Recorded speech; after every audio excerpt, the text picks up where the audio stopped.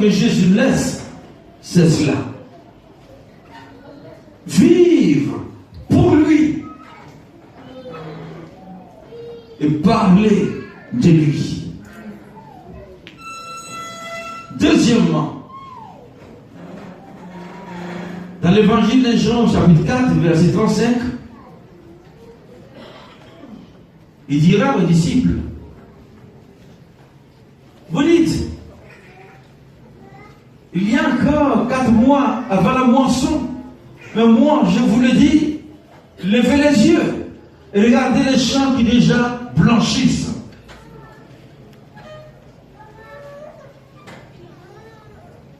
Levez les yeux et regardez. Jésus nous appelle à considérer la vision de son œuvre. La vision de l'œuvre à laquelle notre appel est attaché. Notre foi ne soit pas bornée simplement du culte du dimanche, des rencontres de prière, les soirs, en semaine. Nous devons porter un fardeau.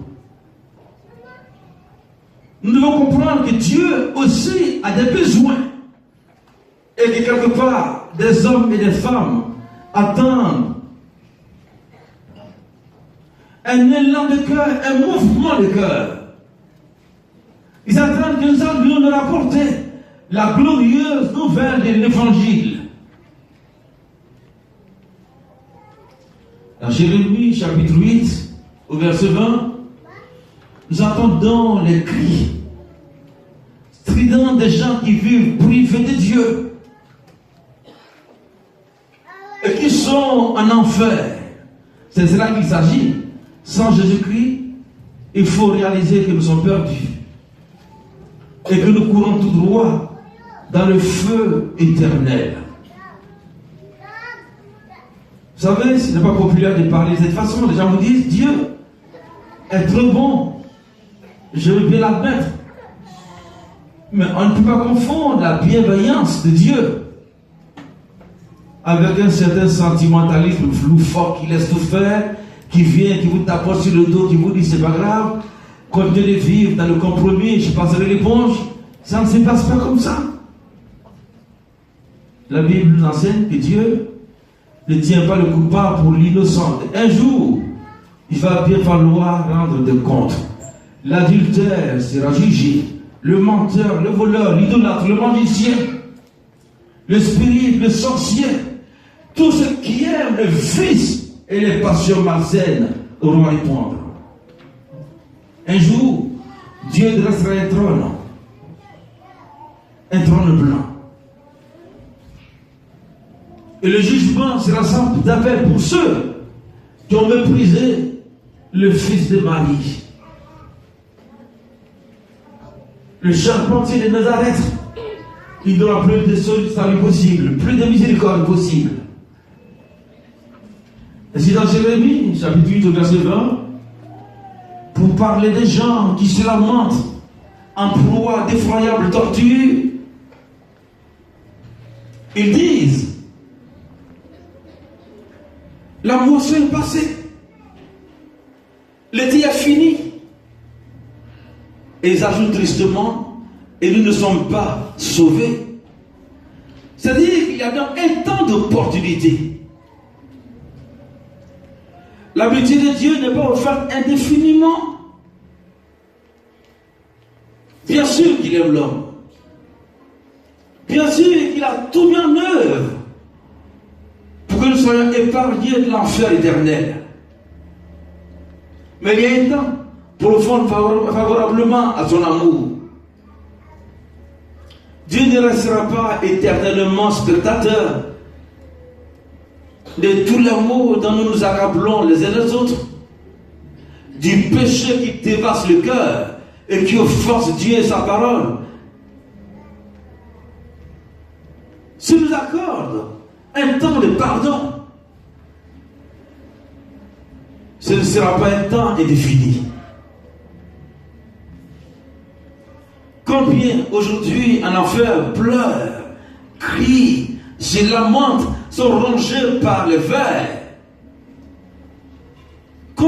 aujourd'hui sont prisonniers des barres de l'enfer, tourmentés par les mauvais esprits, et qui soupirent juste après une goutte d'eau, comme le riche de la parabole du pauvre Lazare. Et j'aimerais faire remarquer qu'il ne peut pas s'agir simplement d'une parabole, puisque les personnages sont bien nommés. Je ne parle de Lazare. Le riche, il n'est pas cité nommément parce que j'ai dit Seigneur, c'était un inconnu. Il était riche pour les hommes. Comme le sont certaines célébrités de nos jours. Mais pour Dieu, c'était un misérable pécheur. Il y a un temps d'opportunité. Ne laissez pas passer ce temps. Et il faut que le pécheur le sache. Il faut que l'impie le comprenne.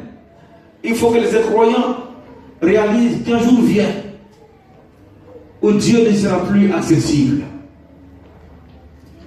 Leurs cris ne seront plus entendus. Il sera le jugement éternel. Jésus, qui était l'incarnation de l'amour, et qui, plus que tout autre, a manifesté la compassion pour les pécheurs. Ça veut dire toute sa vie, il a consacré à soulager les hommes, les femmes de leurs maux. Eh bien, c'est le même Jésus qui parle de grincement des dents, de feu éternel et de fer qui ne meurt pas, mais qui ronge indéfiniment l'incroyant, l'impie, le pécheur qui ne s'est pas repenti. Nous avons une responsabilité vis-à-vis des hommes, vis-à-vis des pécheurs, vis-à-vis des femmes qui vivent dans l'immoralité. Nous avons un devoir, nous avons un rôle à jouer. Notre engagement doit répondre à cela. Notre mission est d'aller vers la jeunesse qui court à la dérive, enchaînée par les vices immondes et infâmes. Voyez, la société aujourd'hui, malheureusement, à bien des égards contribue à cela. Quand nous voyons le mal qui triomphe au travers des médias, la violence, le crime, l'alcool, qui prospère, on se demande où va le monde. Quelqu'un a dit que ce monde était fou. Mais il y a bien longtemps que les prophètes ont prédit et annoncé cela. Nous sommes appelés à regarder les choses comme Dieu les voit. Et que dit Jésus? Les champs sont mûrs. Quelqu'un vous attend. Quelqu'un qui est en train de mourir attend que vous alliez vers lui. Et vous le trouvez partout dans les rues, par tous les chemins, le long des haies, dans le métro, dans les hôpitaux, dans les supermarchés. Les hommes qui vivent privés de Dieu, qui vivent éloignés de Dieu, qui courent peut-être après l'argent, après le plaisir, mais qui au fond d'eux-mêmes sont en train de mourir. Ils sont à quelque part de l'enfer. Nous devons les embrasser. Nous devons y penser jour et nuit. Il ne faut pas attendre seulement que la personne soit à quelques minutes de la mort. Au moment où les médecins disent il faut le débrancher, on ne peut plus rien faire pour accourir à son chevet. C'est maintenant. Jésus dit la nuit vient où l'on ne peut plus travailler. La nuit vient quand on est malade et que l'on perd ses facultés. Quand les forces nous abandonnent et qu'on n'a plus tout à fait la lucidité d'autrefois à cause de la vieillesse, pour cause des maladies, c'est maintenant qu'il faut répandre l'évangile.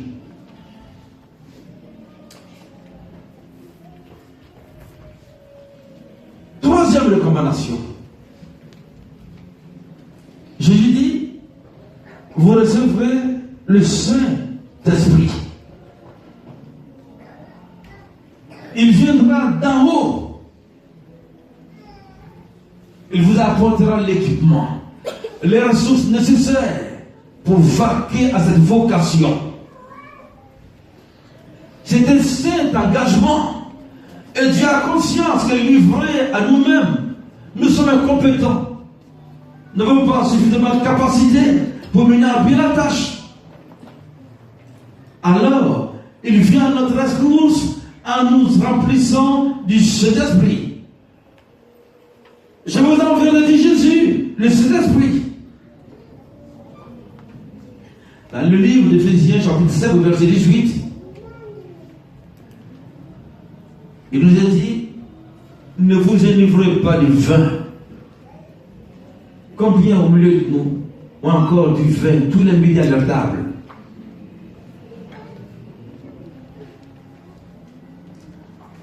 Jésus dit, c'est de la débauche. C'est bien ce qu'enseigne la parole de Dieu. Le vin, l'alcool sont cause des millions